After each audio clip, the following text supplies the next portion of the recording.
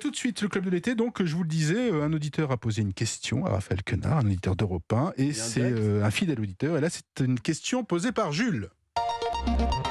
Salut Raphaël, alors est-ce que tu as toujours voulu être acteur ou ça t'est venu un petit peu par hasard, ça t'est tombé dessus comme ça? Non, moi je peux pas dire. Hasard. J'ai découvert tardivement le plaisir de jouer et tout. Et c'est vrai que je me suis rendu compte en venant à Paris qu'il y a en fait, il y a une proximité avec cet univers-là du cinéma. On tombe assez fréquemment dans la rue sur des tournages et tout. Et je vois beaucoup d'ados, par exemple, je ne suis pas l'ancien, mais je vois beaucoup de jeunes, par exemple, de 14, 15, qui passent des castings à tout va, en pagaille et tout. Alors que chez moi, c'était pas trop. À la fois, ça faisait même pas partie des considérations du quotidien. Et en plus, il y a pas du tout cette proximité-là. Donc, c'est venu assez tardivement, vers 23 ans. Mm-hmm. J'ai passé le premier casting à 23, 24.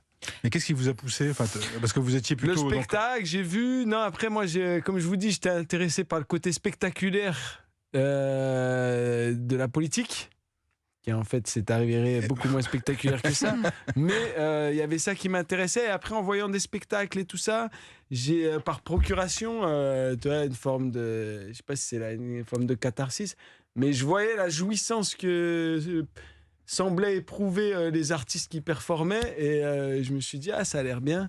Il y a un mot qui revient souvent avec vous, c'est panache. Jouissance. Ah ouais, le panache. Ah ouais. Un peu comme du coup une phrase de Cyrano de Bergerac. Bien sûr.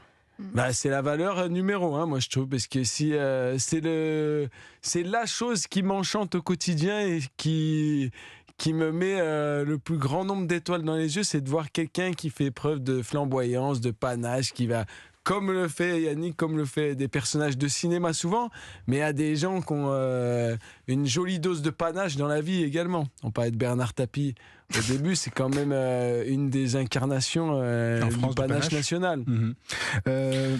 Oui, alors, vous n'avez pas que le panache. Hein. La réalisatrice Emma Benestan dit une chose, je pense très juste à votre propos. Alors, je cite avec lui, on ne sait jamais si ce qu'il dit est vrai ou pas, mais c'est un super moment à passer, quoi qu'il arrive. Il te raconte un truc, c'est à mourir de rire, et l'instant d'après, tu te demandes s'il a vraiment assassiné son grand-oncle et si c'est une blague. Alors, vous ne l'avez pas fait, vous n'avez pas fait le coup du grand-oncle. Est-ce que c'est vrai, raconter des... Je sais pas, mais en tout cas, raconter des cracks et tout, c'est un peu une passion, par contre, parce que c'est vrai qu'avec des collègues, quand plus petits, on aimait bien se rejoindre et ne se raconter que des mensonges et des fantasmes, voilà, quels qu'ils soient. Donc on exposait nos problèmes avec nos yachts dans la marina de Marbella, on parlait de nos expériences diverses, que ce soit d'artistes mondialement connus, etc. Et en fait, on aimait rentrer dans des problématiques comme ça, factices, et les tirer au maximum tu vois, aller consommer la pelote de l'imaginaire. Clémence. Dites donc, vous avez beaucoup d'imagination. Vous parlez extrêmement bien. Et mais l'écriture d'un livre. C'est ça que tu veux dire. Alors, ça, par contre, non, je suis Mon désolée, cerveau n'est pas câblé pour les mélodies. Non, mais je me demande, pas. et l'écriture? On essaye avec des collègues d'écrire. Mais d'écrire un film ou un roman? Alors, j'ai un roman qu'on est en train de... Si. Que t'écris tout seul, toi? Ouais. Oh, trop bien, on a l'exclu. Qui s'appelle Clamsé à Tataouine. D'accord. Et on verra si on arrive à le faire aboutir et à concrétiser. Non, mais on est en travail. Je te dis le titre, comme ça personne ne le prend. Okay. Clamsé à Tataouine, c'est mon livre. Il n'y a personne qui va appeler son livre Clamsé à Tataouine. Mais du coup, ça a été déposé à SCD, Europe 1, voilà, le combo il est magique. Mais après aussi, film aussi. On va voir. D'accord, film. Essayer de faire aboutir les choses. Il y a vraiment de tout.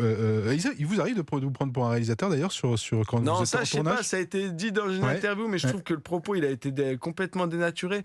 Moi je trouve que non, pas du tout pour un réalisateur. C'est-à-dire de toujours ou de demander une scène parce que c'est souvent de ce perfectionnisme. Demander une dernière et tout ça, ça c'est monnaie courante. Si le réalisateur dit ou la réalisatrice dit c'est fini, mais que ça, vous arrivez en disant s'il vous plaît j'en veux une autre. Ah ouais, moi je suis un grand consommateur de prise, et j'aime bien si on peut se faire une petite dernière une fois qu'on sait qu'on a rempli le truc. Attends, on passe souvent plus de temps à discuter, à marchander une dernière prise, etc. Non, on n'a pas le temps, il y a le décor d'après, on doit aller installer la séquence, on a une fin de journée à telle heure, il faut qu'on rentre tant de plans. Non. Le temps du trajet, on va discuter, on va perdre le temps dans les installs lumière et tout. On peut se taper une petite dernière, c'est 30 secondes d'une vie, 30 secondes pour une prise magique. Est-ce que ça vaut pas le coup ? Ça vaut le coup. Et ça valait vraiment le coup de vous inviter, Raphaël Quenard. Merci d'avoir été l'invité du Club de l'été. Allez voir, Yannick, allez découvrir ce film. Ça sort mercredi dans les salles, film signé Quentin Dupieux. C'est vraiment très bien, on vous l'a dit, très touchant. Au-delà de la vanne, il y a de la vanne aussi, mais ça marche très bien. Et on répète, les 10 ans de cinéma offerts à celui qui s'autorisa la plus majestueuse des Yannickades. Rendez-vous demain pour une émission ensoleillée.